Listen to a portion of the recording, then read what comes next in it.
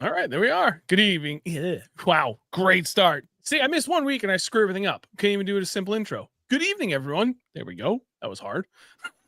How's everybody doing? Oh, welcome back.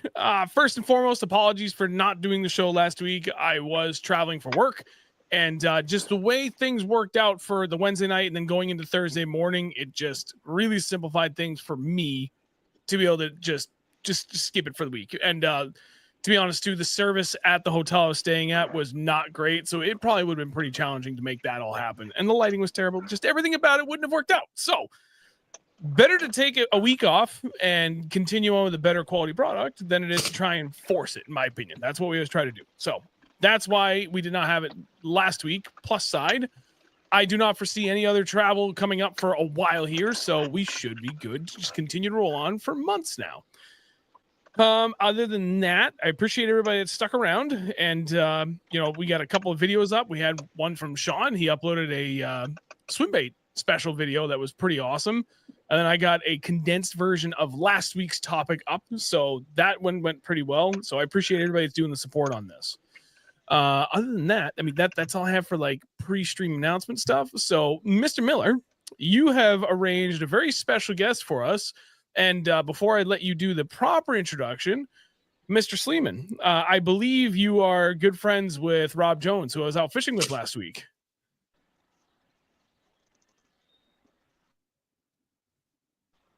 Let's see how the audio comes through. Can you hear us? You can. Yes, I mean, that's correct. Our old Canadian friend from up north. Can you guys hear me okay? Thanks. Yeah. Oops. All right. We have some technical difficulties with Craig's setup, in case you guys couldn't tell. He is out on the water currently, hoping to make this work so that he can actually show stuff on the boat. But, Sean, go ahead and I guess just give like a kind of a preliminary introduction while we hopefully Craig is trying to get into a better spot for better service here. Sure. So we are joined by Captain Craig Sleeman. Craig lives in the Rochester, New York area. Craig is a very, very avid fisherman. He is a teacher. He is a man that wears many hats, very well respected in the fishing community. He fishes the National Walleye Tour and is pretty much the best walleye fisherman and perch fisherman that I know. Has won numerous awards and tournaments. Guy is just a guru. He catches bass and doesn't try. So I think we can all learn a little bit of something from Captain Craig Sleeman here. So proud to call him a friend as well. So thank you for joining us, Craig.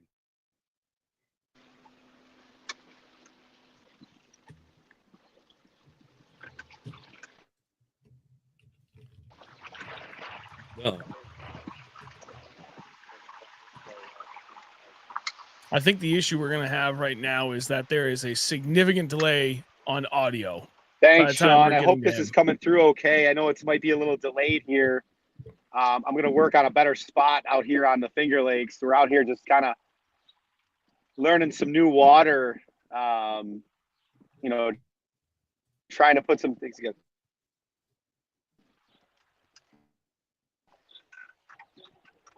Let me see if I can just tool over here a minute and see it. Give me one up the lake here just a little bit. We're in you guys can hear me from there. Yep. Yeah, you're good. It's coming through all right. Sean, I'm going to let you continue to try and Okay. manage this for a second. Can you guys hear me okay now? Yes. Oh, that does sound good. Okay. Am I back? You're back. You are. All right. I might just power pole down, trophies up right here, boys. That's it. That'll Just see work. how this goes. Just see how this goes. So That's I it. Stay right there. apologize. Don't move. I was hoping to get to the studio tonight, but with the weather being 90 degrees today, and I was in the classroom, and I said, you know what? There is no possible way that I'm going to let an afternoon like this get away from me, especially with the warm temps and finally being back on some home water. We've been traveling quite a bit on the National Walleye Tour. Just got back from Wisconsin and a Mississippi River tournament, and our first one was out in South Dakota. So we've been on the road traveling like crazy. But tonight, if you can see the background, what a beautiful landscape we have here in upstate New York. Keuka Lake, little sunset, got the Lawrences running, got a few Garmins on the bow we'll talk about here in a little bit. But, what a great opportunity to see our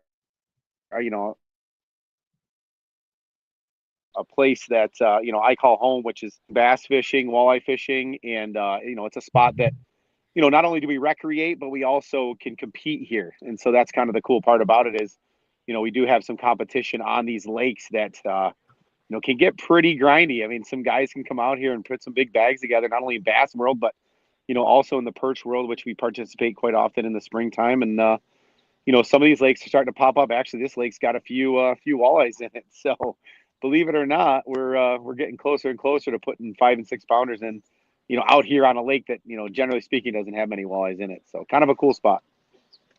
I forgot the official King of Spring, Craig Sleeman, won the largest perch tournament in New York State history. Is that correct? 100 boats. 101 actually. Yeah, Doc's Tackle, Wow. one of our good friends over in Honeyway, did a great job putting together another outstanding tournament. And my twin brother Ethan, who's like the perch guru, I got to give a lot of credit to him and his dedication to understanding that species. And even it was funny today, I got a call from the Angler of the Year on the National Walleye Tour asking about perch because his walleyes in a little local tournament were spitting up perch. He wanted to know where they were, what they're doing, and why he's catching walleyes with 4-inch perch in them. So kind of cool to be respected in that nature. It's kind of how we cut our teeth. We've got some great friends and family that put us on fish early on when we were younger in our our late 20s, and kind of that post college, you can't do sports anymore because your knees don't hold up the same way they used to. So we got into fishing, and here we are 5, 10, 15 years later, and it's kind of turned into that that passion, that labor of love that you guys all talk about, understanding new technology, understanding techniques, breaking down water, just being able to enjoy this resource. Like I said, I mean, it's unbelievably beautiful. We got 85 degrees here in upstate New York, and for June, what better way to spend it is on the water. So yeah, take it while you can get it. That won't happen for another 57 days up here. So. That is a fact. That is a fact.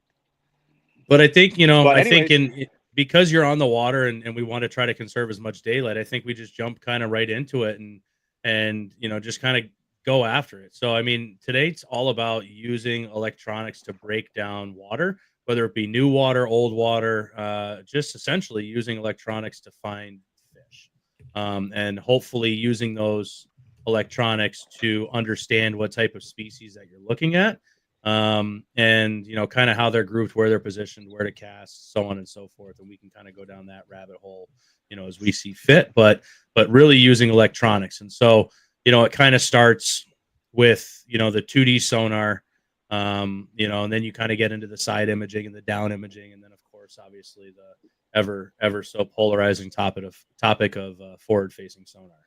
But kind of using your 2D sonar, Craig, on a very rudimentary, basic level, kind of break down how you're using 2D sonar, where you're using it, kind of where you start.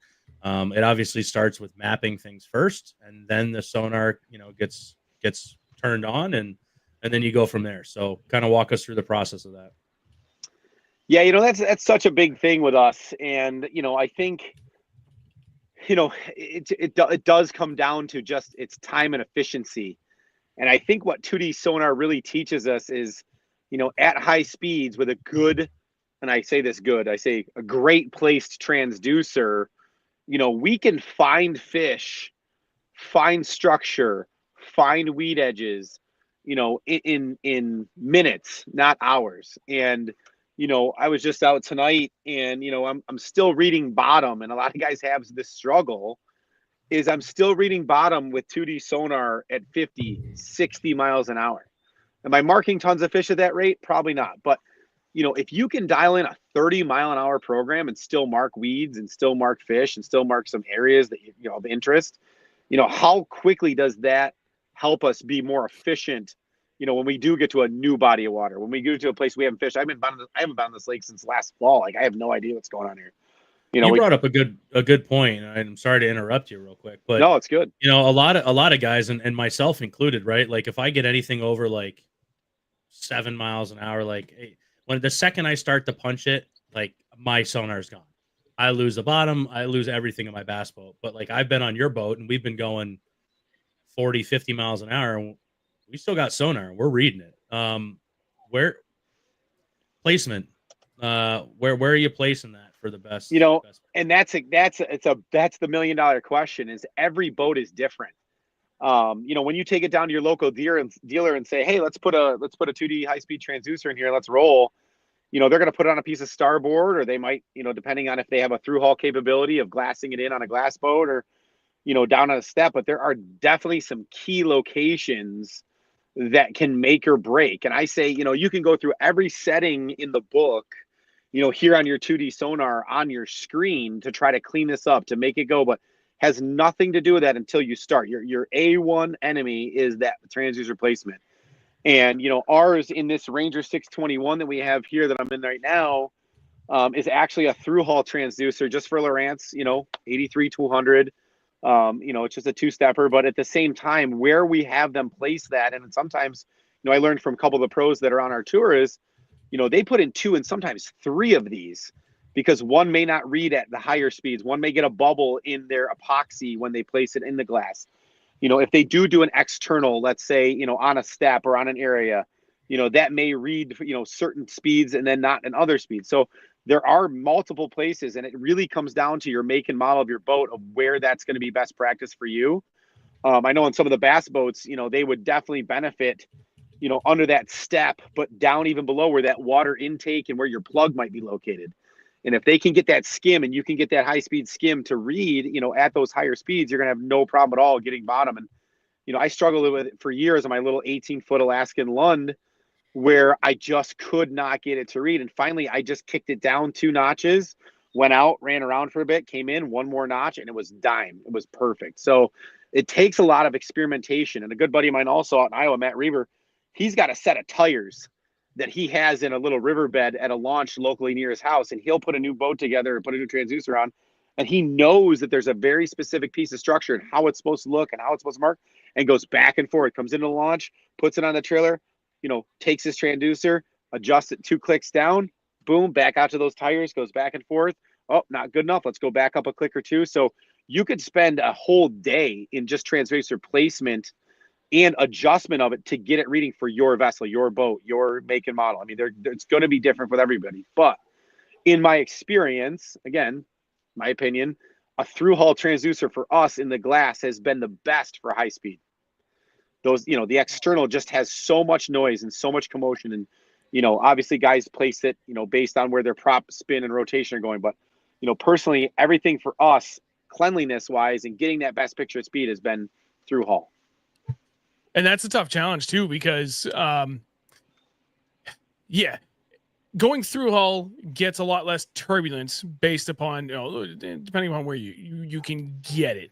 And that can be a total crapshoot depending upon the quality of the hull that you're shooting through on that. If they didn't get a really good pour or spray on that fiberglass and there's some porosity in there, that's really going to screw you. But regardless, you're still going to end up more likely than not with a better image there than having it off the bat, because you have way less turbulence that you're trying to read through, which transducers, for anybody that's here that's not aware, they do not read through air. They only read through water. So you have to really take into consideration a whole host of things when you're deciding on where your transducer location is. It doesn't really matter though. You think transom mount, which so many people do. It's so hard to get a good image out of that when you're running. Like Sean said, once you get over about 7 miles an hour, it's just out of the water.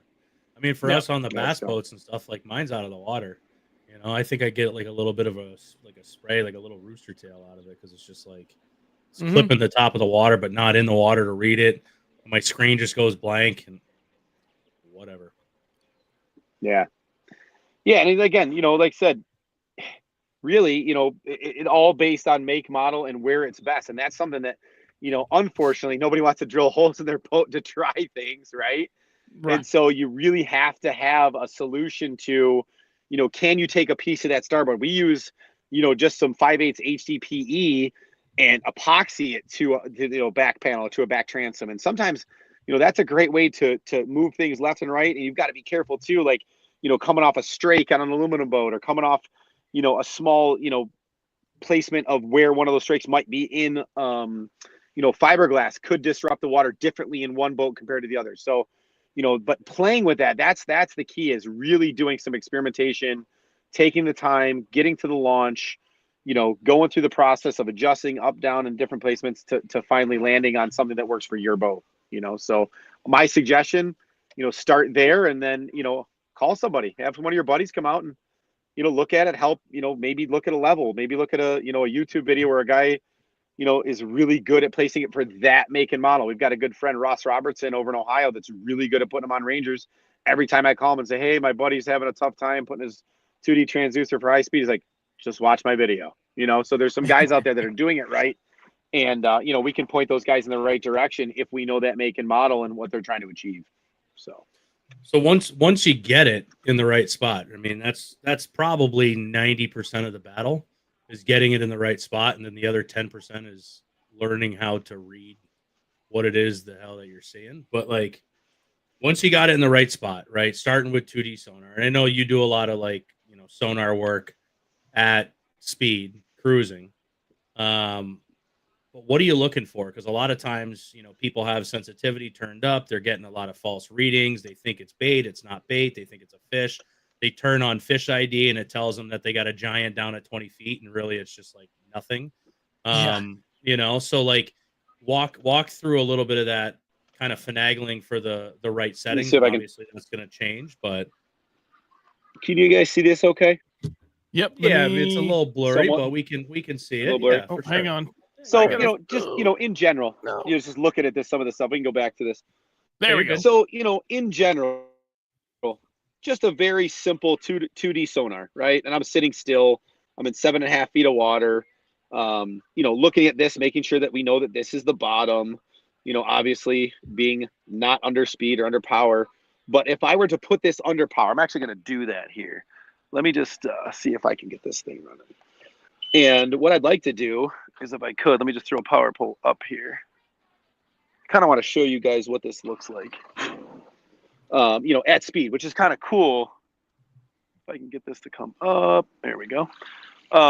Watch how this changes, once I get going. Again, I'm not going to go very fast, but I want you to see what happens to my imagery. And we can actually kind of take a look at this as we start to identify what is actually going on here. Actually, that might be a little fish. There's a little weed there. And you guys can see that I just came over a little weed patch there. And it's changing now that I'm at speed. But this is, an actual 2D good reading. I've got some weeds there. And hopefully it doesn't drive too far away from good cell service. Yeah, don't go the way you came from. Keep going keep going the right direction. This yellow is a big time.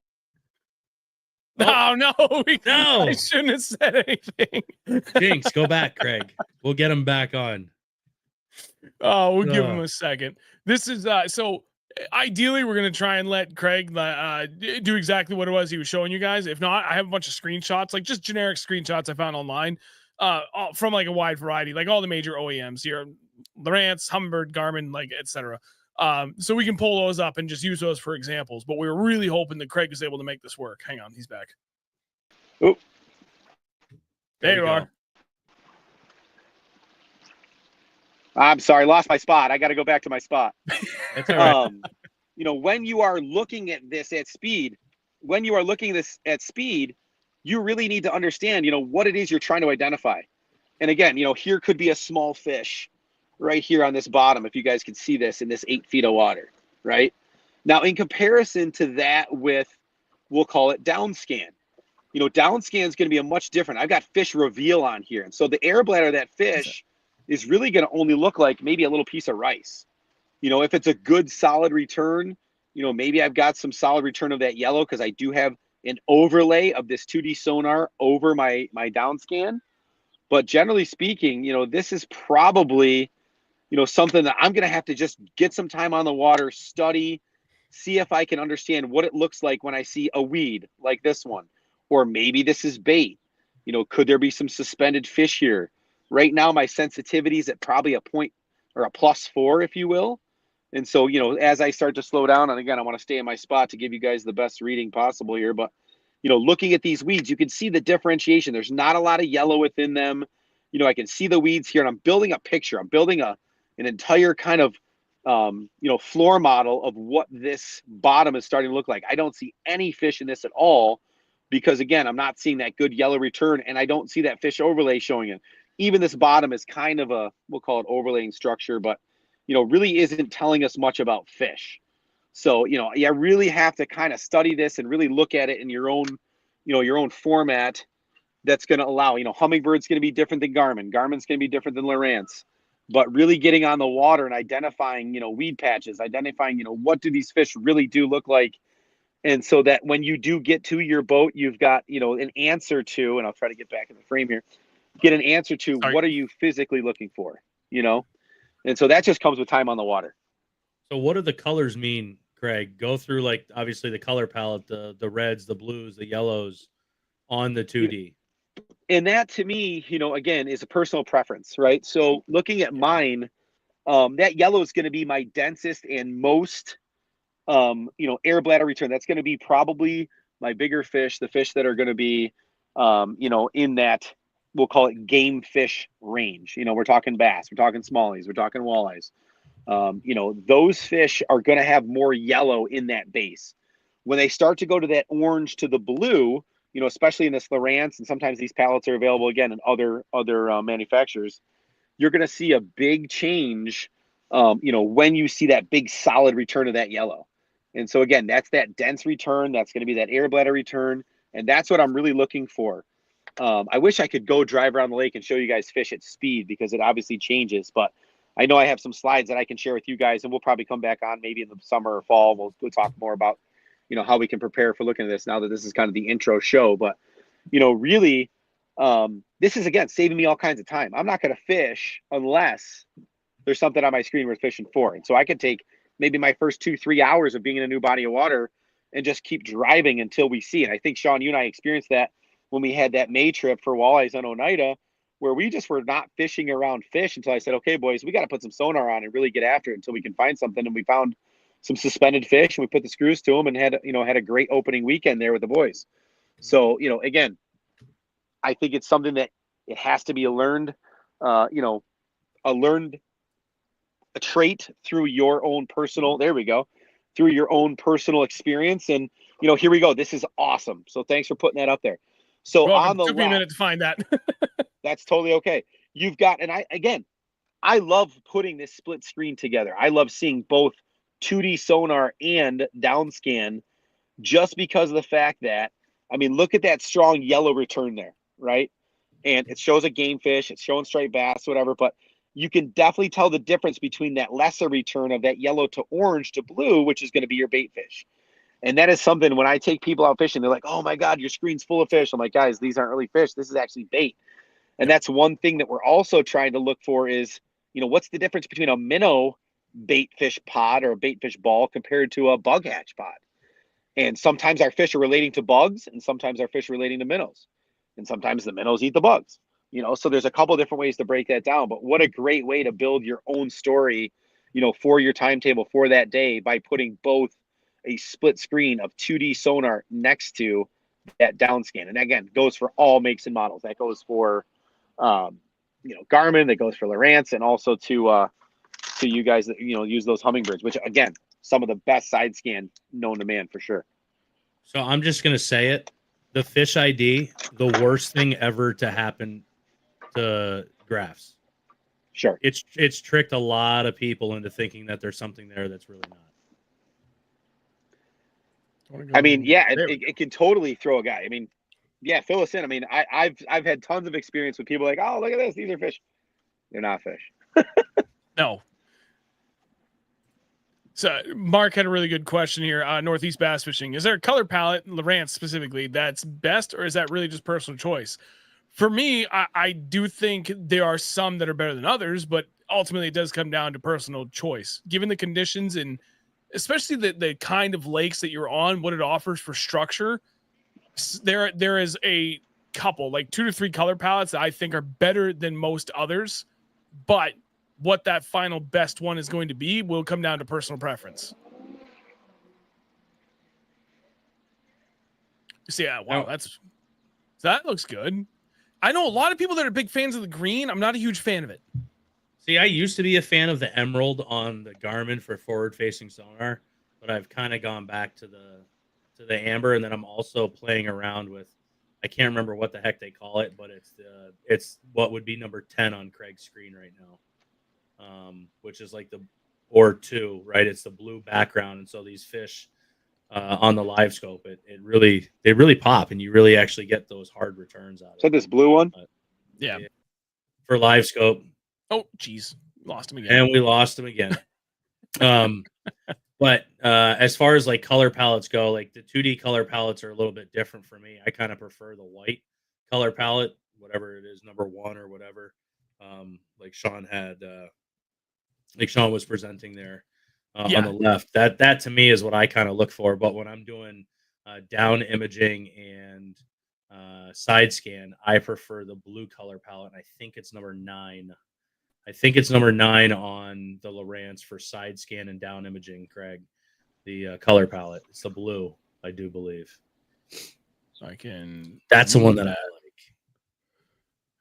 Yeah, I mean, that from what I just had up on the screen, that's one of my go-tos, where it's like that red, yellow, orange to like the bluish purple. Because when you're, especially for side imaging, for 2D sonar, there's a number of different ways I can go with it. But for side imaging, that's one of my favorites because it really makes hard spots pop, in my opinion. Do we have you back, Craig? Here we go. Sorry, boys. You're good. I'm back in my spot. Power pull down. Here we go. 7.4 feet again. No, and I think you guys are right. I mean, that palette can be personal preference for sure. Last time I talked to you guys here was, putting that palette to use based on what looks best to you. And when you get comfortable with your favorite palette, run with it. There's no wrong answer there. Yep. I have to step away for a minute, Sean. So yeah, you're good. So moving from 2D sonar, a lot of guys have the down imaging, the mega down imaging, whatever you want to call it, depending on what platform you're using, Garmin, Lowrance, Hummingbird. Moving into kind of the down imaging, and the side scan, because I feel like those two kind of go hand in hand, and a lot of guys like to run, a bunch of different split screens for those who have one graph, right? Some folks are lucky enough to be able to have a couple different units, one that they run like a map and sonar, and another one that they run like down imaging and side scan or whatever it is. If you had one unit, kind of how are you splitting it up between a map, 2D sonar, down imaging, and side scan, and what do you? Yeah, again, I think that all comes down to what can you get your best reading at speed. Here I just put together that Lund Alaskan, and I can get down and side imaging at 30 miles an hour. Imagine picking fish off at 30 miles an hour on down and side. I mean, that's insane. If you can get your boat to do that, and that's the one problem I'm having with this Ranger is where this is on the step, I don't get down and side at speed, right? So, is there yes, there is an answer to that. And it's, it's a piece of starboard and it's a bunch of experimentation. And that's my next step is, how can I get this Ranger to look at speed? I can get it on my Lund, but I can't get it here. And so, having those tools, yes, at 6-7 miles an hour or less, if I slow down, I can start to pick apart some rock sand transition, some weed line transition with side and down. But right now, that tool for me is, all right, we've located some fish on high speed. Now we're going to go back and really get a look at them. Are they exactly what we're looking for? Are they game fish? Are they bass? Are they walleyes? Are they pike? Are they pickerel? Are they, what are they? And, using that side and down, it can really identify, looking at those side scan images with those shadows, how far are they suspended off the bottom? Usually our walleyes, certain times a year will be hugging the bottom. And then just today, talking to my boy out, Jeff Maskalinski, out in Buffalo, they're getting ready for a big derb over in Dunkirk. He's like, dude, these fish are down, 6 to 10 feet off the bottom and 25 to 30 feet of water. They're suspended. I can tell based on the shadow length in our side scan. So, are you going to be able to see that at 30 miles an hour? Absolutely not.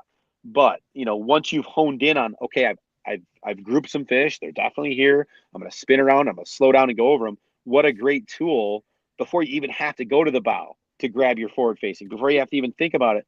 Can you identify that species and where they are in the water column? So you know what rod to grab off the top, off the top of the boat, or off the deck of the boat, excuse me. Or, are we going to go cast at suspended fish? Should we be grabbing a jerk bait? Should we be grabbing a jig? Like, all these different applications, can all those decisions be made? And again, how many hours in a day do we have, right? You and I both work full-time jobs. It's Saturday morning. The wind sucks. The rain sucks. We're going anyway. It's our day off. Let's try to be as successful as we can in the day that we have. And I think, by having a system and getting used to seeing, your side and down in a format that you can identify and understand, we're going to have great success, because we're just cutting the efficiency level in half. We're on fish all the time, looking, seeing, and then, obviously leading into the next topic, which we can leave here nor there, but, then I can really pinpoint where these fish are and I can start to cast. So I want to talk about something real quick, because I know that I think we both have the same school of thought on it, but in practice, you're much better at following through, with what you should do. Whereas me, and I think a lot of others, tend to be a little bit more impulsive with wanting to just fish and get a line wet. I know, like, if I were to ask you, I don't even need to ask you, I'm going to say, like, Craig, when do you decide to stop the boat? And when you decide to stop the boat is when you see fish. And, like, that you're not going to stop the boat and stop moving until you see something that's worth stopping for. Where I think, like, myself and some others kind of stray from that is, it's like, we just don't want to drive around, right? We just want to fish. And even if we're throwing and not catching anything, we're fishing, and driving is not fishing. And it's frustrating. And maybe we're chomping at the bit to just throw something in the water, and we don't put enough time into scanning until we find something worth stopping for. And I know I was going to say, like, when you start fishing, when are you stopping? Right. And I already know that answer. It's when you see something to stop for. However, I think that and I think that, time, again, but there's some time that like you may not be seeing what you were expecting to seeing, and you're going to stop because this area looks fishy or seems fishy, like it should be fishy. I'm going to stop and just check it out, because I may not be seeing everything that the area has to offer on my side imaging, on my down imaging, whatever. Sometimes, like, they're hidden on the bottom. If they're tight to the bottom, you can't see them. So, I don't know. It was kind of like a long, ramble there of I don't know when to stop, but what exactly are you looking for on the down imaging and the side imaging to make you want to stop and get on the trolling? No, and start fishing? I think that ramble is totally valid, Sean, because there are spots that are just juicy, right? There are spots that just have and hold big fish. There are spots that are going to always be spots. And it could be a current related option. It could be a wind driven thing. I mean, we get out in Lake Sakakawea in northern, or South Dakota, North Dakota, wherever the hell we were. But going back to that, there's just going to be spots that may not show it on the transducer, may not, come to fruition on the screen, but you're going to make a cast there anyway. And who knows what you uncover. I mean, I've had it happen a lot of times in walleye and perch fishing where, I cast in an area just because it looked right. It was a perfect sand rock transition. It had the perfect temperature. It had the perfect color. and all of a sudden off the bottom of this we'll call it lake floor comes this giant school of fish, and it's game on for the next 2 hours. Would have never seen them, in a 2D high speed transition or situation, or never would have seen them, totally standing out in side scan. You just never saw them. But, that can happen. I mean, if you get a feeling too, I mean, some guys are just good at having feelings and just being like, hey, I've seen this before. There may not be the quantity that I'm looking for. And that's another thing but it could have the quality. And how many tournaments have we heard where a guy goes out and just sets his goal to get 6 bites, gets his 5. I just need 5 of the right bites. And so I know that could be something where you're hunting for those big fish. They may not be, in those school related zones. They may not. Oops, did I lose you again? No, you're good. Sorry, buddy. Oh, there we go. You're here. They may not be, the amount of fish. And sometimes the amount of fish doesn't matter. Sometimes too many fish means small schooling fish. And if you're trying to put together a bag for a tourney, or if you're trying to catch, a PB, or trying to go look for, hunting for all these big fish, you may want to just single the 1 or 2 fish out. So a lot of times you just have to go with your gut and just say, hey, this looks awesome. I think we should stop here and start fishing. Just the way it goes. Yeah. So one of the guys, Chris, asked, show us side scan fish, please. So I just pulled up a picture here. It was the first one that I could find on my end here. I know Sean has some stuff. Let's just absolutely wait for a second. And I know it's kind of like a bad picture, but we can still see a little bit. I'm pretty sure that this is what majority of our side scans look like. They're not as crisp and dialed as just the way that box pictures go. Yeah. Break that down for us, Craig.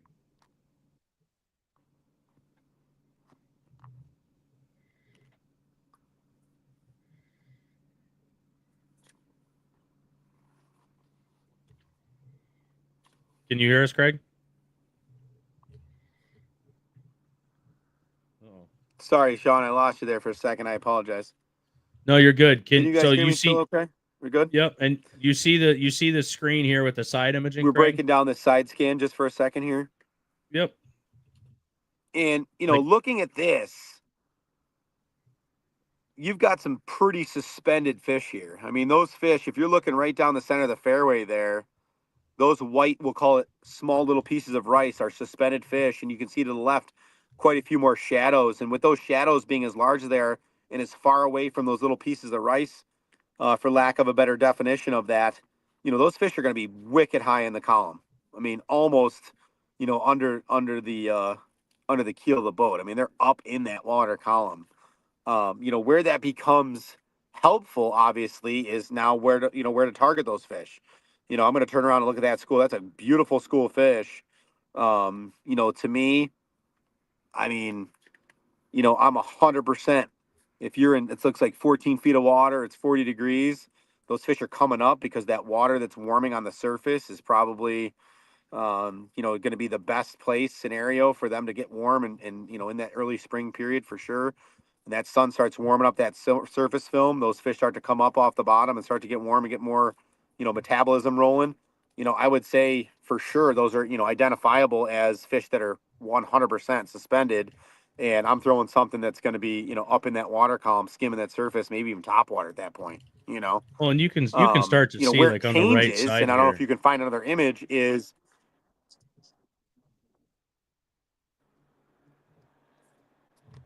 there you go. There's a good one right here. There's a good one. Yeah.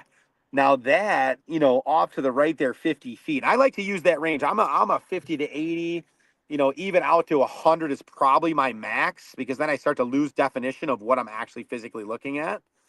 But that to me, I mean, look at how those fish are much tighter, to the bottom. The shadows are not as far away. There's nothing in that center column showing you much as far as suspended fish, but 100%, if I cast 40 feet to the right, I'm going to be in the juice. And, if I can't catch those fish, Helen Keller could find them and catch them. You know what I mean? So, at the end of the day, this is a great telltale of, obviously location, but how they're relating, and then maybe helping us with a bait selection of what we want to throw. What do the shadows tell you, Craig?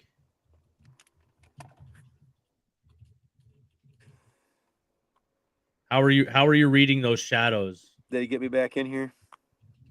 Yeah, you're here.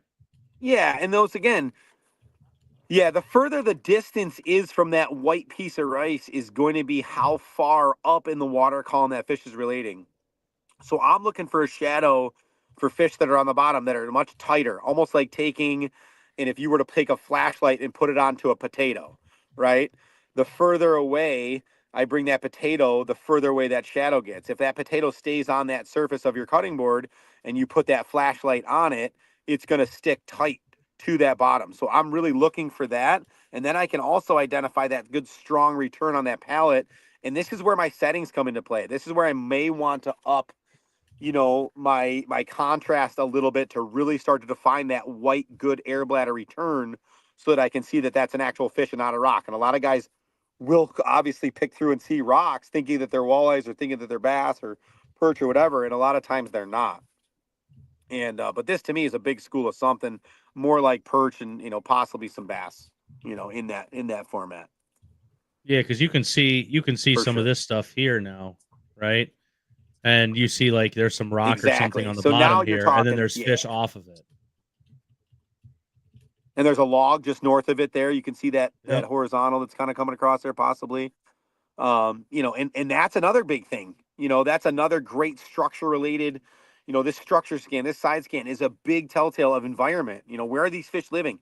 If you find this pot of fish and you've only been looking for 2-3 hours and you've got a whole day to go find it, break down a lake, let's go find every bottom structure in the lake, put waypoints on every log, and just come back and see if they're relating to, those darker logs. Maybe the logs are absorbing more heat, and they're big and they're dark and they're on the bottom. But man, with that sun, with that clean water, maybe every bass is located right near that warm, where they can rest their bellies on something warm that sun is, being absorbed into. And I've got to go find every dead timber, and I'm going to go look for tree lines along the shoreline where these trees have fallen in the water, and that's what they're relating to. So those are great, again, big pieces to the puzzle for sure with this the side scan. Awesome. So, and you put together a nice slideshow, a nice kind of PowerPoint here, and Sean has it loaded and ready to go. So I'm gonna take myself off here, and we're gonna load it on Sean's side here, and we're gonna go through some different slides here because it kind of breaks down some forward-facing sonar stuff, and I know a lot of guys are curious about that. So while we still have some light on your end here, while we're on the water, let's try to go through these slides a little bit. Give me a minute while I figure out which slide it is we want to start with, because there's a lot here. Oh, that's a video. Perfect. Yeah. So for any of you guys that are really interested in some of these different things, right? Like Craig does a lot of classes. He put on a class here in in upstate New York here in Honeoye this past spring on understanding your electronics, and he did a 3-day class, a Friday, Saturday, Sunday. And it kind of broke it down into steps. So there are those classes that are out there. Craig is a guru and really good at dialing things in and helping you understand what you're looking at. There's plenty of other people across the country that do it as well. I'm guilty of not spending the time at these classes to really understand it. I'm sure most of you are as well. But do yourself a favor and take the time to learn this stuff and take a class and talk to people that know a little bit more than you do about these things, because I think it'll make your time on the water a little bit more enjoyable. And I know that spending time with Craig on the boat, on his boat, on my boat, learning what we're looking at, definitely helps a little bit and helps make the time a little bit more productive too. So now that we got it loaded, I'll let you take it from here, Craig. Yeah, just making sure you guys can still hear me, and I apologize. This is, I've got to do a better job on my end of getting in the right spot here, but Yeah, we can you guys still hear me okay? Everything's good? Oh, yeah. Awesome. Okay. So this forward view, this 90%, this is where I'm going to spend most of my time in because it's such a search tool. Whether I'm a troller, I mean, even guys that troll still, which is fine. I'm still a troller. I can identify where fish are located in the water column, and it can help me set baits. Obviously we're looking at forward facing. This is a forward, it looks like, my max to me, I can't cast more than 90 feet usually, but I like to get it out to about 100, 110. We fish a lot of clean water. So, we have to sneak up on a lot of our fish. So they have to be at least 50 plus for us to get near them without them spooking. So a lot of times I'm in forward, and then obviously sometimes I'm in auto range, depending on, what depth of water I'm working.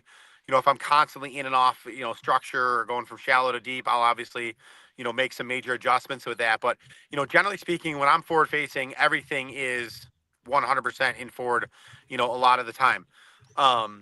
This past season, I did learn, I don't know if you can jump to a slide on what perspective mode looks like. And there's an angle of transducer. That's fine. We go to perspective mode, which is there it is. There it is. And what I've done this year is, with a lot of our fish, not really caring about water temperature anymore. A lot of our walleyes and even our perch this year, we found perch in 4 feet of water, which I've never fished for perch in 4 feet of water before. But I've got dueling transducers on my Minn Kota Ultrex Quest.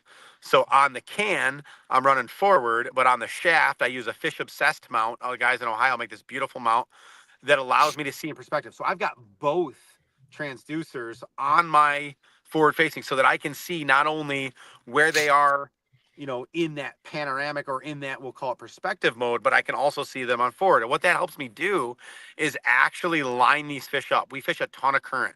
I just got back from the Mississippi River. We just fished, the Missouri River. And, there's going to be current everywhere that we go. And a lot of times it's almost like trout fishing to me.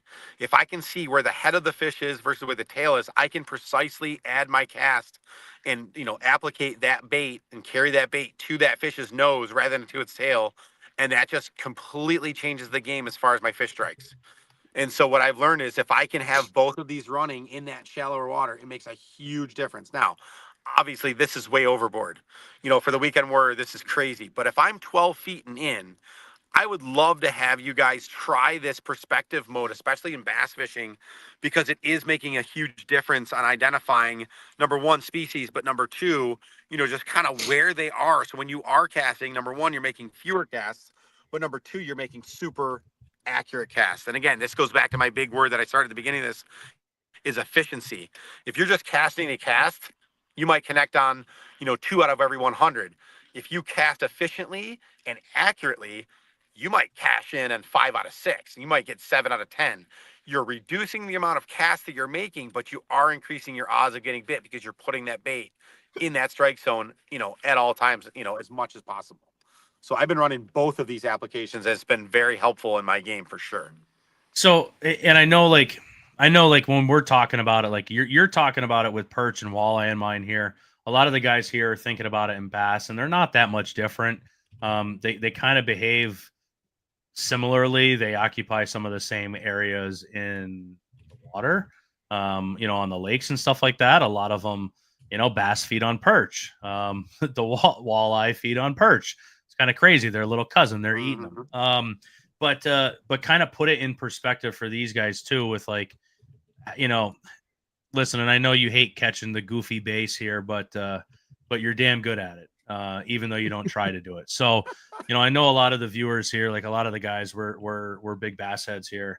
We fish for bass, but like, think about how you're using this perspective if you were to, on the off chance that you want to go out and catch some goofy bass, how you go and kind of use that technology to find them. No, I think, again, most of the bass fishing that I've done, and again, I do love catching me a few ditch pickles, and, it's fine. I do enjoy it. We just actually caught a couple tonight on Cuca, but to make this more, relative to just fishing terms, is this perspective really does allow you to see, how they're relating to maybe some current. Maybe you're fishing a spillway. Maybe you're fishing a flat that's got wind-driven current, and here comes the bait over this rock pile, and these fish are facing a certain direction. This is going to help you identify orientation compared to that of just forward. Forward is going to show you where they are, but this one is such a great layout for, oh my God, there's the tail. Oh my God, that's the way he's swimming. Well, let's get our baits in front of him, because by the time he gets from point A to point B, if I cast at him on forward and I don't see which way he's going on perspective, perspective is going to give me that much more of an advantage of getting that bait out ahead of that fish as he's traveling or as he's kind of holding suit, waiting for that bait fish or waiting for that whatever he's feeding on to come to fruition. So, I would experiment with this more and more as a bass fisherman for sure if you're fishing shallow. Does this work out in the deep water for smallies? It can. There's an angle thing that has to be played with. But generally speaking, your smallies that are suspended or on rocks, that's the same way we fish our walleyes. I'd be, more probably intrigued in sticking with that forward, forward facing and that forward, we'll call it, method where I'm seeing my fish, through that perspective. But this one for sure, if you guys are fishing flats, you've got weed edges, you've got, my buddy Chancey Waters calls it the jungle. If you're fishing the jungle, what a great way to pick fish out. I mean, look at these fish that are on this slide. I mean, you can definitely tell the difference between weed, bottom, sand, rock, and then those big, huge returns, with that nice yellow and white return. So I would be using this for sure a lot more than just that forward if you're going to be bass fishing in that. Like I said, 12 and in. It's been working great 12 and in. After that, there takes some adjustments. And if you don't have that capability, and I know that Fish Obsessed mount that I'm using has that, then it's tough to get that angle correct to read this. But again, this is slow picking. I'm just getting into a bay. I'm just looking under some docks. I'm looking at some flats. I've got a little sand and weed transition here. I would definitely be on perspective for sure.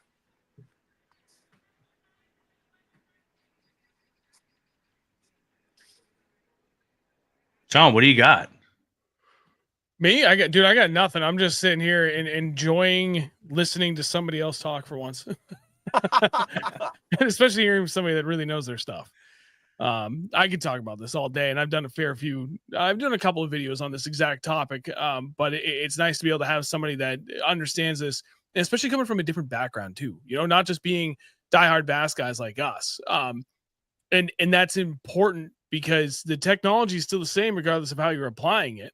Depths might vary a little bit, but for the most part, it is essentially one and the same. It doesn't matter what you're going for. And the best way you're going to learn this all is time on the water. And I will say, and I apologize if I missed it when I stepped away, for anybody that, is really trying to take that next step into really truly understanding everything that Craig has shared so far in this, is whatever sonar it is you're trying to really get comfortable with. And to make that connection that I always hear is the most common question. How do I know what I'm looking at is what I think it is? You got to take your boat to a spot that you already know exactly what's there. And that's in my opinion, small, shallow body of water. Like Craig had said, actually at the beginning, with his buddy, he's got a tire pile that he knows of that, like, he knows exactly where it is and what it's supposed to look like. I've got a pond that before I had any electronics, I know where there are 4 giant boulders within a 30-foot stretch because I can see them just with a pair of polarized sunglasses, and they're like 4 feet below the surface in 10 feet of water. And I know exactly where they are. I know exactly what they look like. So the first time I had side imaging, went by that. And like, I knew immediately, right, okay, I already knew what that looked like. And now I translated that to what it looks like on 2D sonar. I've driven them over. Now I've seen them on my side imaging. I've gone over there, first spot I had when I had my forward facing sonar, and I understood, oh, that's what it looks like from that perspective. And from multiple angles, my Mega 360, I can see what that looks like. Like, you need to find a known entity and use that as your basis of comparison. And then that mental translation of the technology becomes instantaneous, in my opinion. Then you start to fill in the nuances a lot faster from there. Yeah, and even if you don't have something, go find like a bank that's loaded with rocks and boulders, and like that they're there, and just go over it. Right? They should look like rocks and boulders. Yeah. And I think too, there's a couple of, like you said, a lot of guys that are in the education world. I got a great buddy of mine, Lance Valentine. It may not be bass related, but man, technology is technology. Just like we're talking here, is like, it doesn't matter if it's Tom Wynn University. I mean, Tommy's one of the best. He was last year Angler of the Year, championship over in Muskota, Michigan. All kinds of. He came from the bass world. I mean, he's just applying, his bass techniques and his bass technology to the walleye world now, and he's crushing it. I mean, the guy's a guru, and he's selling his technology. I think it's like $240 for his class, and I bought it. And I've learned so much with pallets and learned so much with identification. And, it all comes down to going back to time on the water. But then once you make that connection, and you'll know it when you do, because you'll hook up, or you'll cast at something and it doesn't react, or you'll go and cast something and it does react, and you start to build that, I call it muscle memory, and you build that muscle memory in your brain, you're going to see it over and over, and all of a sudden it's become second nature. And I had a guy call me tonight. He's like, hey, how you doing on that forward facing? I'm like, I don't know. I get it. I can see it. He's like, well, we got some spots we got to go check out because if you can see it, we're going to catch them. And it's like, well, perfect. And I've been to those places where I haven't seen it and didn't catch them because I wasn't casting at the right stuff. I was casting at rocks, or casting at a weed or casting at, something that didn't really exist in the living world. And, that's what it takes. It just takes the understanding of it's right, it feels right, it looks right, and it is right. And once you connect with that a few times, I think you guys will be, right on it. Again, I'm still learning. Like I said, I'm buying the Tomlin University. I'm talking to Lance Valentine on a daily. I called him yesterday. I'm talking to my boys. Yesterday I had a buddy call me, caught a 31.5-inch walleye on Lake Erie, on a suspended bite on forward facing. He was just ecstatic. He was shaking when he called me and FaceTime me, to show me that stuff. But once you get it, once you see it, that one or two times it starts to click, I think then it becomes second nature and it's, it's on like Donkey Kong. Yeah, and like you said, right, the technology is universal across all the worlds, whether it's walleye, perch, panfish, bass fishing. There's a lot of guys. Jay Shakurat kind of started with his father being a walleye fisherman, and now he's on the Elite Series fishing bass. I mean, the technology doesn't change. How you're using it doesn't change. The story's the same. What you're after is different. So it's just learning how to interpret and see the differences, I guess. And that's, that's a whole connection piece too that's a whole connection piece too, Sean, with your peers. Like, I loved going that day we threw those giant swim baits. Anytime you can jump in someone else's boat for a morning, just to see how they build their program, whether it's the species that you're after or not, it doesn't matter. Connect with somebody else who has an experience that you don't, how they tie a knot, how they launch their boat. Like, there's so many little nuances that people know that we may not. Oh, yeah. That, be an open book to this. You've got to be a lifelong learner in the sport. And I think that's why it's most intriguing for me. And that's why we've continued to compete, is because you never can learn enough. Every day teaches you something new, whether it's technology, whether it's technique, whether it's water condition, or even the old timer at the dock that makes you roll your window down and tell them what you caught for the day, or, tell them a quick story about what you had for breakfast or whatever. Those are great experiences that we can all huddle around and use, moving forward. And I have to say too, since you mentioned it, it was really cool. So Craig and I went out on my boat with Jose from Doc's Tackle, and my boat is not like, it's not super friendly to fit three people. I mean, I have a Blazer 625. It's a 20.5-foot boat, but like the bow is very narrow. And we had me and Craig. I mean, I'm a big boy and Craig's just a tall, gentle giant himself, but like we crammed on my boat. We went out there and all we did was throw big baits. And Craig, coming from the walleye world, all he wanted to do was catch a big swim bait fish and learn how to catch walleye on swim baits. So we're out there on Oneida trying to throw giant swim baits for bass and whatever else we could, find the bite, pickerel. And the bass weren't really cooperating. So we just went out and like tried to hammer some pickerel. And Craig caught his first glide bait fish on a KGB Spro shad that I gave him. It was like my least expensive glide bait that I was willing to lose at like $50. I gave it to Craig. He tied on a perch one and he went at it. And I remember I still have that video. I hooked up with one and then Craig was like, well, I got one. And it was just dope. And, he's trying to take those, that learning to his point and kind of translate it into the walleye world. So he literally, that thought went through his head where he was like, I'm going to throw giant baits, 5, 6, 7, 8-inch swim baits at walleye, which is kind of really crazy if you ask me, but it was kind of cool. He moved from his spot. Someone said McDonald's Wi-Fi here earlier. But that was Mark, Northeast Bass Fishing. that was great. That tickled me just right when I saw that earlier. Tim Hortons is closed. They shut their Wi-Fi off. Hey, I went to my first Tim Hortons while I was in Canada last week. I went to Tim Hortons and I went to Canadian Tire. And I told Rob, I was like, listen, I need to go to Tim Hortons. He looked at me. I was like, dude, I go like 4 times a day. So Tim Hortons is like a rite of passage in Canada. Their Tim Tams, which is the Dunkin' Donuts Munchkins, were friggin' amazing, by the way. Yeah. They have the shittiest coffee. It's terrible. I've heard that, but I didn't get any coffee. I was just living off Monsters all week. And I went to Canadian Tire. It is like somehow worse version of Walmart.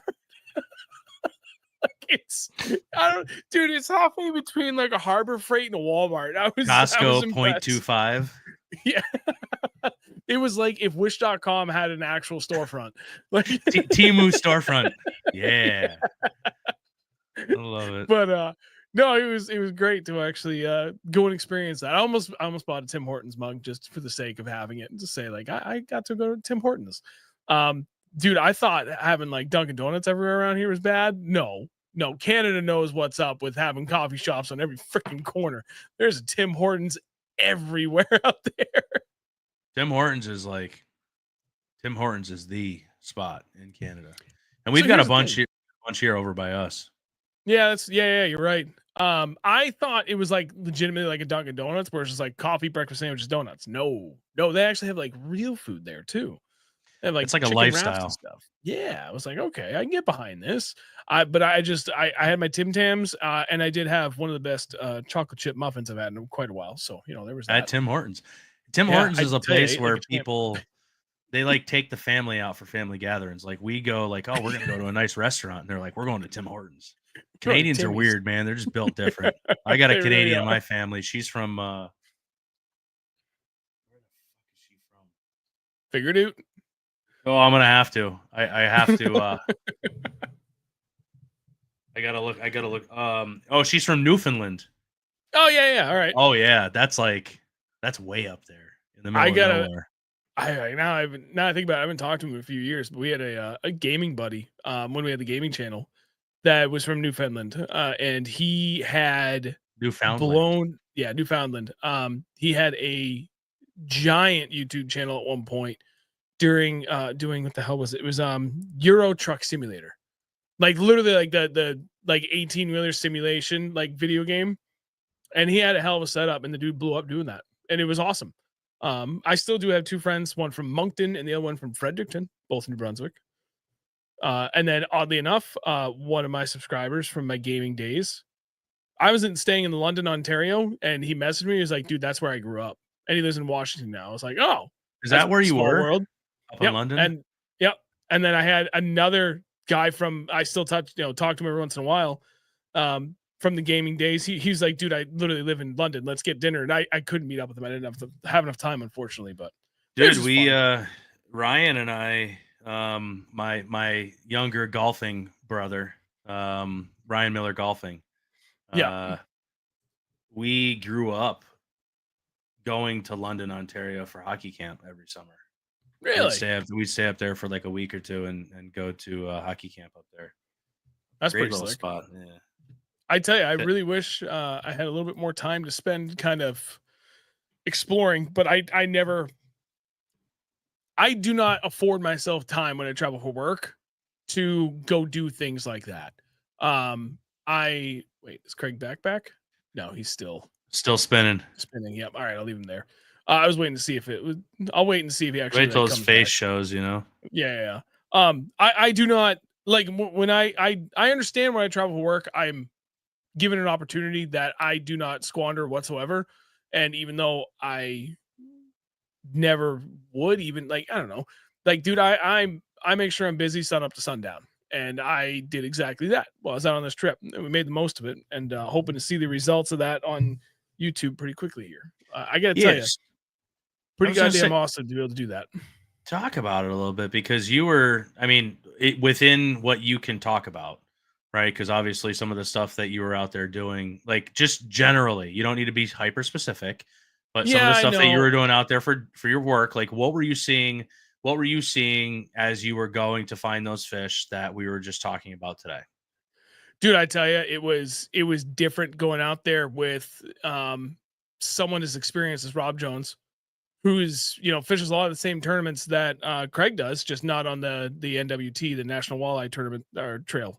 But Rob is still an extremely accomplished angler and a competitive angler just for walleye, and to see someone and fish with them for 3 days, go after it, totally different target species, but so much overlap to what we do. And it just clicked. It made it a lot easier. Now the tackle and the gear being used in general was really different. That overall approach like totally different. And it was weird because walleye, fight hard. Like when I catch walleye on Champlain, obviously it's on my bass gear. I caught a couple at the BFL last year and the year before on my Douglas rods, the 715F for the casting and the 724XF for the spinning. Dude, those things took me for a ride. Like I hooked into them. Like I've got a 6-pound smallmouth. Let's go. And fighting him tooth and nail. And it wasn't until like 2 minutes in, you're like, this doesn't seem right. And then you get in the boat, you're like, oh, sick. I do not need you right now in this tournament, but I am stoked I caught you. And then you go out there trolling and you've got like, what is the equivalent of a swim bait rod? And then like friggin' lead core line, like heavy line. And you're not fighting these fish. You're just winching them in. You might feel a head shake or two, and you're like, oh, okay, there is something there. And then other than that, it's just dead weight. You're trolling at 2.5 miles an hour. You just the clicker's going off. You just straight winching these fish in. Yeah, it's different. It's different trolling than it is like actually casting for these. Like casting, you're using the same stuff that we're using in the bass world, like same rod, same line, similar baits. Yeah. I mean, like we'll go out if we're casting at them. I mean, they use like the Rapala or Rapala jig and wraps or whatever. They got the hook on the nose, the hook on the tail, and the hook on the top there, and you just sit there and you rip them up and down. But like Craig will throw a lot of like hair jigs. Craig will throw a lot of blade baits too. And a good friend of his, Mike Urema, lives on Oneida. Basically, he lives in Phoenix, New York, just around the corner from Douglas's shop. And he's a Douglas dealer, by the way, and a hell of a walleye fisherman. So he also fishes the National Walleye Tour as a co-angler. Craig is a boater. And Mike has done very, very well. They both finished, in the top 10 at the National Walleye Tour Championship a couple of years ago at Dunkirk on Lake Erie. But Mike makes a great blade bait called I-1 baits. He does some jig heads and some blade baits. But, I mean, they're throwing blade baits. They're throwing hair jigs. They're throwing little round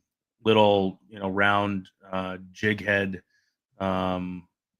jig hooks with like little paddle tails and stuff like that. Same thing that we would be doing, little football heads with little paddle tail on the back, or like a little grub style trailer that they're dragging along the bottom. I mean, they're throwing exactly the same thing. Craig throws a jerkbait for walleye. So they're throwing a lot of the same stuff in the same areas for walleye as we are for bass, for sure. Yep. Yeah. And the first day we went out, we got into like a really good bite on 3 separate passes over this one hump. We got like we accomplished what it was I needed to have accomplished for the first day.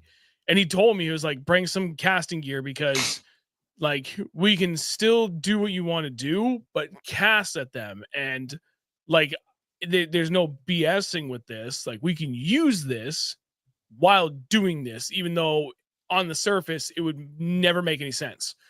And I was like, okay, fair enough. And he was like, bring stuff that you think will work. Like, what if you caught stuff on walleye for that also kind of work for smallmouth?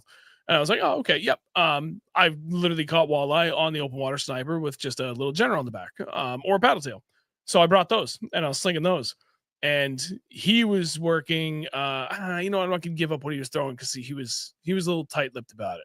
So I don't want to blow that up. But he ended up catching like 6 or 7 walleye in the little bit of time we had to do it before, and the rain moved in like 2 hours earlier than they were supposed to on Wednesday. So we got chased off the water, but like we were getting into him. Sorry, he was, and I'm dragging that sniper, and I kept getting slapped, and I'm like, I'm gonna connect on these. I don't know what the hell it is yet. And I got thumped. I buried the hook, and I'm like, that's a sheep's head. And it was. I got to the boat, and it was a good sized sheep's head, and I caught like 7 more. And like that, like I didn't even care. It just felt good to be like dragging something and feeling the bottom, and then just getting the whole rod just go, and then rocking them back the other way. So I didn't. I didn't catch anything that I really wanted to catch while I was doing that. It's been really tough. Like bass fishing has been tough lately, and I'll be kind of the first to admit it too. And you and I kind of talked about it as well. Like I went out on Saturday with the expectation of like trying to go put the hammer down on some, somewhat pre-spawn, maybe spawning or like post-spawn bass here, because it's just been, I don't know, it's just really weird right now. And it like worked for a second, and then it didn't work, and then I just said screw it, and I ended up like perch fishing, and I just had a fun day regardless. But the weather's been up and down here up in the Northeast. It's like 56 degrees one day, and today it was 88 degrees here at my house. And it's disgustingly hot. Oh yeah, dude. While we're feeling it, the fish are feeling it too. So I have not been doing well the past couple weeks here bass fishing. So 2 days and 2 weeks have not been doing well. No, I tell you what, full disclosure, I stepped away because I mentally was not here. I am struggling so hard with fishing this year. And last year, I had a bad year. I had, like, you take away that epic trip to Lake Erie and the St. Lawrence, Lake Ontario, and I had a bad year by most people's standards, but especially for me. And I know I set unhealthy expectations for myself in every facet of my life, but especially fishing, I had a bad year. I'm having like twice as bad of a year this year as I was last year. I've been out 14 times. I've had 4 good days. I cannot remember ever having a year that bad as I'm having right now. And I go out there and I'm thinking I'm not having fun anymore with any of this. And that's why I had to step away. Cause like mentally I'm not here anymore. Mentally, I'm not here fishing. I'm not having fun with this anymore. And I know a lot of that is because I had a really long off season where I wasn't fishing. I had boat issues that I could not get sorted. When I did think I got them sorted, they continued to chase me down. Didn't even tell anybody I ran into the same goddamn issue when I was the last day of Champlain after having the worst stretch of fishing I've had in a long while. Get my teeth kicked in there, go up there Sunday to a different body of water at the tail end of that trip, like all sorts of pissed off. Didn't even want to be out there. I wanted to go home. And I was like, you know what? Let's try and get one more good fish for swim bait tournament we were in, which it did pan out. But in the first hour, my trim shit the bed again. And I was like, I thought I'd fix this. And I climbed under, I found another freaking connector that was corroded to hell, which again, for 2019 is just laughable. But it is what it is. I don't know, man. Like, I'm just like, there's so many things that have not gone well. And then even going out there with an open mind, trying like this and this and this. And like, I'm going to try things I haven't tried in years. I have always worked. I just stopped doing them for no reason. And then I know friends have talked about X, Y, Z and freaking ABC 1, 2, 3. And these all things have worked in these conditions. And literally nothing is working for me. And like, now I'm getting like, I was sad. And now I'm at the point where I'm mad. And I'm disinterested in doing this because I have failed so consistently. And I gotta tell you, like, I'd be straight, fuck this channel. Like, fuck everything about this. I don't give a shit about this. In the sense that I don't go out there to get content. I go out there to fucking fish and to try and catch fish, right? And if I'm successful, you guys get to see it. But I don't go out there for this. I go out there for me, and I just happen to have cameras running. If it works out, fucking great. But, dude, like, I'm just, like, ready to walk away from all this shit. Like, I don't even want to fucking carry those GoPros out to my boat anymore. I am so fed up with everything right now because I've had too many different things change around me that I was not prepared for, all happening at the same time in the last 6 months. And it has really fucked with my head. And I'm struggling. Hence why I walked away. That's where we're at. Yeah, it'll get better. It happens to Eventually. all of us. It happens to all of us. It, like, honestly, in the same breath, like, we all feel it, right? And I've certainly felt it. But the weather hasn't helped at all. I mean, the fact that we're feeling the ups and downs and the what the frick is going on right now. Like, the fish are feeling exactly the same thing. If you're out there on the water every single day, maybe you understand it a little bit better. But like, when you're out there 1 day a week, 2 days a week, things are changing so rapidly in front of you. It's really hard to kind of keep up with it and consistently stay on them. So, things will get more stable. Things will get better. It'll definitely, it'll get there for sure. I definitely feel some of the frustrations, but, kind of some of the underlying passions of what I'm doing right now kind of help carry me through, and the friendships that are created, and, obviously your friendship and what, what we've done together and what we're doing right now, helps kind of push through. So, yeah, man. I mean, like I said, like, everybody here should understand that we literally would not be right here right now if it wasn't for Sean keeping this going. Because I had texted him and DJ, and I'm like, I'm done. I'm hanging it up because I mentally have not been here, and I can't even think about this anymore. Like, I can't. I don't think it's not that I can't. It's just I literally don't. Not a choice, like an intentional choice. I am just so upset with myself not being able to do what I've always excelled at in the past with figuring shit out and just making it work, that I've lost interest in doing all of this. That's if why not for Sean keeping it together, then we wouldn't have been here the last 4 or 5 months. That's why I'd just been out like perch fishing and stuff. It kind of brought the fun back for me, right? Like I went out there with grand expectations of like, this is what I'm going to do. And then I forgot all my shit at home.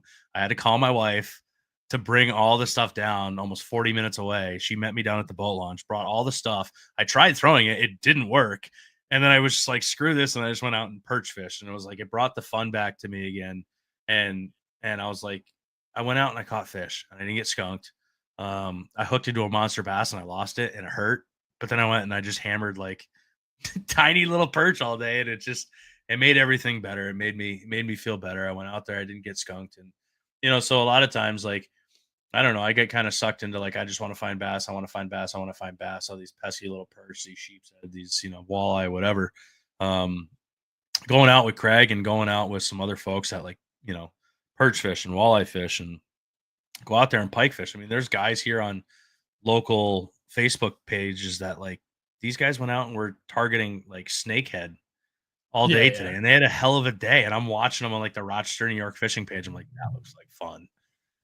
Like picture after picture with snakehead, and those things are freaking awesome. Like that's what I want, man. So it's just all about finding the fun in it and not hyper focusing on the the downs because those will keep coming for sure. But yeah, I tell you what, I got a couple of friends that have been out striper fishing, and I really want to go out for those. I was actually thinking, like, Oliver and Riley called me the other day and they're like, come up to Champlain this weekend, jump on our boat and fish with us. And I was leaning on doing that. But, now with the rain coming in, I'm like, can't even fucking film during that. So, like, what does it matter?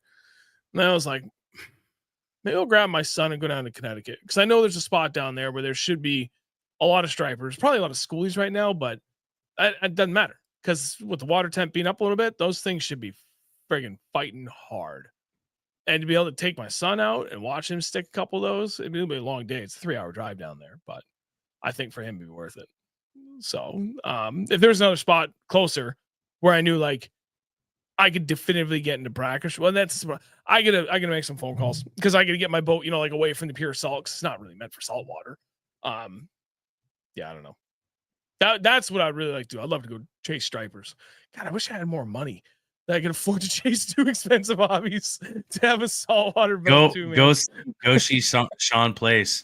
Get your ass in a kayak and go fish for some stripers down where he is. He's in New Jersey. Yeah, but, yeah. Dude, it's just fun, man. It's just finding the fun in it again. Ryan's joking here that I'm converting to golf. I'm not gonna do it. He's still Ryan Miller fishing, but that's a lie. I tell you what, I love golfing, and my buddy and I, this is a big part of it. My longtime friend, my childhood friend, Chris, who we did the gaming channel with and everything. He'd been in the background helping with the streams and comments for a while there. Like him and I golfed for a little bit. He dropped out of it. And now he's back, and we're like chomping at the bit to get golfing together. And I'm terrible at it, but I love it. I think the best first shot was like a 105, right? And like I don't know anything about handicaps. I hit just enough good shots that I'm like, hell yeah, this is great. And I can see where I can like very, very, very slowly make progress. I can't get off the green to save my life, like get off the tee to save my life, but I can putt really, really well.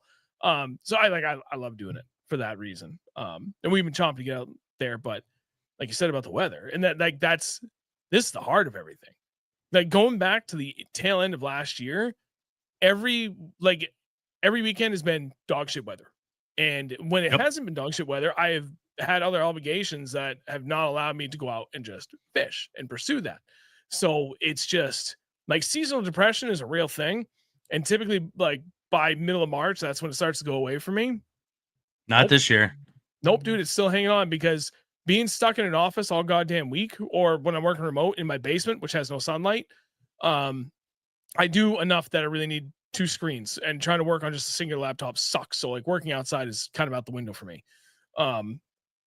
Being stuck inside all week when it's gorgeous out, and then being stuck inside all weekend because it's pouring rain, and like I'll still go out fishing, but I'm missing that sunshine, man. And it's fucking with me. Dude, the worst part about my job is I drive around all day long selling food to different restaurants, and I get to drive around in the really nice weather and then the really crappy weather. And all the nice days, I'm like, "Ah, there's so many other things I'd rather be doing right now." Like I'm driving around, going in and out of restaurants, like talking to chefs and owners and stuff, and it's like super nice out. I'm like, I just want to be out on my boat fishing. And then the one day that I don't have to do it, it's raining, it's cold, it's 50 degrees, it's blowing. I'm wearing nitrile gloves underneath like a fingerless gloves just so I can keep dexterity and feeling in my fingers enough to cast and tie knots and all the other stuff. And then I go to work on a Monday and it's like 74 degrees and sunny and it's not blowing. And then the next weekend it's like raining sideways. It's even raining up from the ground. It's like, dude. Yeah. I mean, I got out like Sunday. I had some stuff to do around the house, but nothing crazy. I really well, and my kid was supposed to have baseball game Saturday. He's had one game. No, I haven't caught a single one of his games yet. Something has come up where I missed a couple. All the rest have been canceled because of rain. So Saturday, we knew the rain was coming. They didn't cancel until an hour before it was supposed to start. So like, then we ran around and did some other things to help out my in-laws and whatnot. But like I probably should have went out in the rain Saturday. At least it was a little bit warmer. And then of course Sunday, June 1st, I'm out there, hoodie, long socks, my rain boots because my feet were freaking cold. Did I say hoodie? Like hoodie, jeans, like gloves. Yeah. Dude, I was cold. It was June 1st. I've worn shorts, I think 3 days this year, none of which were on a boat. No. It's been pants, insulated bibs, my like AFCO Reaper, which is a windproof hoodie, and then like oftentimes like a jacket or a shell over top of that. It's been brutal. Wearing gloves and yeah, just dumb. Yeah, dude. But I feel you though, man. Like I did the same thing with golf. I was very into golf and I played about 130 rounds a year, and I just decided one day that enough was enough. I took the fun out of it myself. It was no one else's fault. It was mine. I threw my clubs in a closet for like 3 or 4 years and I didn't look at them and didn't touch them. I didn't play any golf. I walked away from it and then started picking the golf clubs up again and found some enjoyment in it. I lose a ball. Fuck it. I lose a ball. I go and I make a birdie. Sweet. Snowman. Awesome. Go get a drink at the clubhouse after. And, you know, just learning to find the fun in it has brought the fun back for me. So I dabble in golf from time to time. Haven't lost too much. I mean, I went out there, I shot, you know, anywhere between like a 42 and a 45 on 9. So that's like, you know, 84 to 90, 91 or so per, you know, for 18 holes is pretty damn good. So, you know, just try to find the little, the bright spots in life, man. You know, so you and I have talked about it, but keep your head up. It shall pass. It will get better. Fishing will get better, and we'll know what we're doing again soon. Yeah, that'd be nice.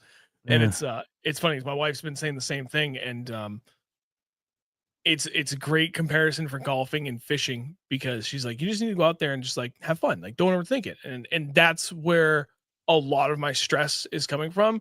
Is like there's so many different things that I have tried over the last couple of years that I still want to perfect. That like I've been trying and they're just not going well. It's like, okay, well then like screw it. I'll swing for the fences and like grind a big bait for a little bit and like literally can't even get sniffed on it. And like I'm using it just blind casting on a structure. I'm forward facing sonar on it and dude, like I'm not even getting fish near my big baits. I'm like, okay, this this sucks. And then I'm like, okay, well then like the last couple of trips, like I'm just gonna soak a jig. I'm gonna throw like 5 different jigs until I find the right combination. I'll make that work. So I always make a jig work. And dude, I have had no joke, no exaggeration, 100% honest truth, the worst season of my life on jigs so far. On bottom contact. Had a couple of good days with the swim jig. Bottom contact, nope, dude. I have had one good day doing it. And I don't know what I'm doing wrong because, man, you should see some of the fucking combinations I've been throwing. I can't make it work. And so, like, even just trying to simplify it and just go, like, have fun doing something that I really love doing has become the single biggest source of frustration. Versus like for golf for me, it's the one thing where like very early on, unrealistic expectations. I can't like I'm stressed because I'm not progressing the way I want to. And then finally reeled it in. I'm like, no, this is fine. Like I don't give a shit. I'll never break 100 or it's gonna be a really long time before I do. And I lost 10 balls. I can't hit my driver to save my life. So I dumbed it down. I'm like, you know what? I can hit up to a 6-iron like insanely consistent. And if I'm shooting on a par 5, a 6-iron sucks because, like, I mean, it's good, but I hit a little, I think 220, 225. But I can keep it straight. I can keep it on the fairway. So no, am I crushing it 320, 325 like my friends with their drivers? No, but I'm not going in the goddamn woods. And that makes me happy. And I don't care if it takes me a little bit longer to get up there. As long as I can keep it in the fairway, man, I am a happy dude. And like, I keep it simple. I don't know, like, I forget what they call it when you go out there, especially guys that kind of like little sneaky night golf with glow in the dark balls, take a putter, chipping wedge, 975, right? And or something like that. And like that's I've got a whole bag with all this crap in it because I don't care enough to take any of the stuff I'm not using out, but I'm just using those clubs. Have the fucking time of my life. I still lose a couple of balls when I go, but dude, it's like that's why the old guys, and I don't care. That's why the old guys do so well, man. They got their Texas wedge, which is like their 7-iron. They use it for everything. They use it off the tee, they use it in the fairway, they use it chipping around, and Christ, they can even use it putting. Yep. It's just fun. Just find the fun in it. Life's too shitty anyways at times. There's a lot of distractions, a lot of bad things, but find the fun in it. Fishing's no different. Golf is no different. Life is no different. Work is no different. So, just try to find the fun in it. Anyways, we've wrap been this thing up. Yeah, well off track. Unfortunately, Craig had just lost connection, so we didn't get to have a proper goodbye. We'll get it's proper dark. We'll do this right next time, and I'll definitely go out there with Craig this summer. We'll shoot some video on electronics and kind of dialing them in for the conditions. A lot of things will change on a daily basis based on like what the water clarity is, what depth you're in, if there's a lot of pollen in the water or whatnot. So those things will change, but I'll get out there and I'll do a video with Craig on kind of dialing it in and showing a little bit about electronics. Craig uses a lot of Lowrance for his stuff, and then Garmin for his forward facing sonar, but we'll get out there, we'll do some stuff, and it shouldn't be too far off for other users of Garmin or Humminbird or others. So for sure, man. Well, thank you for putting this together. Everybody that's still here, sorry that we ran into these technical difficulties. We did the best we could. We'll get it straightened out. I don't know what's coming up next. We'll figure it out as we get closer. Follow the social media. You'll see whatever it is. It's gonna be next week. We'll post about it. Or is there something else? Who knows? Maybe it'll just be like, maybe we'll go golfing. We'll just get together and go golfing. It'll just be us playing golf. You never know. I mean, I'm bumming. I was actually really hoping to go out golfing the Friday after work this week, but no, it's gonna rain. Dude, I literally last week I was like, it was beautiful out. It was hot. It had just rained a ton. And I'm like, I want to go fishing, but I have like 3 hours. I can't go fishing. It's going to take me an hour to get there and back. Like by the time I launch the boat, park the truck, like I'm on the water for an hour. I'm going golfing. So I just went and I played 9 holes real quick, and it was fun. I did well. I didn't lose a single ball, so that was a giant plus. And I had a couple cold beers on the course, and life was good. Yep. So you never know what next week will hold. Truth. I think I'm gonna go out in the rain Friday after work. I'm just gonna bring all my wake baits, go to one of my favorite local spots, and just grind wake baits for like 2 hours. Sometimes that's the best though. Like I told my wife I was having a really like rough start to the year, and I'm like, I got some news like from work and stuff like that I didn't want, and I was just kind of down, and I'm like, I just want to go stand out in the rain. Rain washes everything away. Sure does. So have fun in the rain. The fish don't care if it's wet. I'll tell you that much.